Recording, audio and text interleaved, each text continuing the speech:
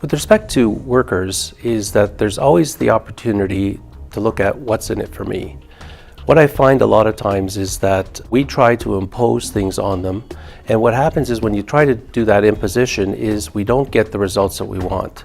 So a couple things that we have to start to look at, I've found successful, is that what we need to do is we need to understand first, what is their touch point? Why is it important to these workers? What's in it for me type of approach?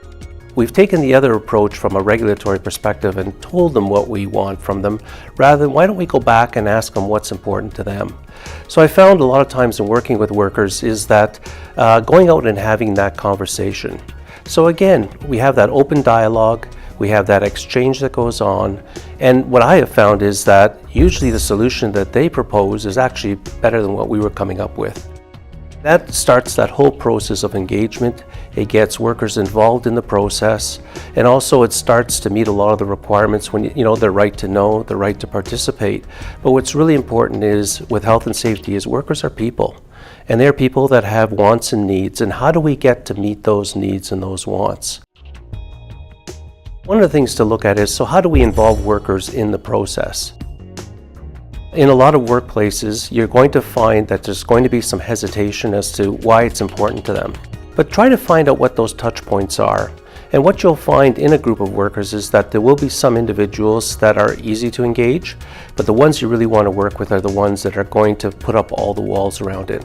So what I found is that you start to communicate with them, you have an open dialogue with them, and what's most important is listening to them. What are their suggestions to getting it done?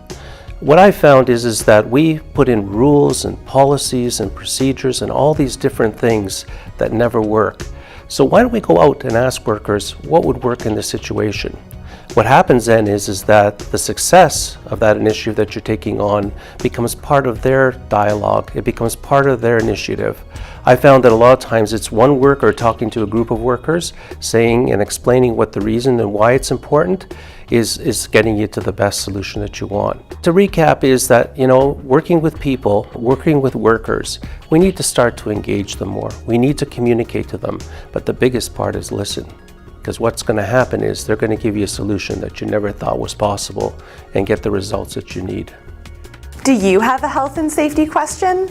Send it to Canadian Occupational Safety Editor Amanda Siliker, and an expert might answer it as part of our Health and Safety Q&A video series.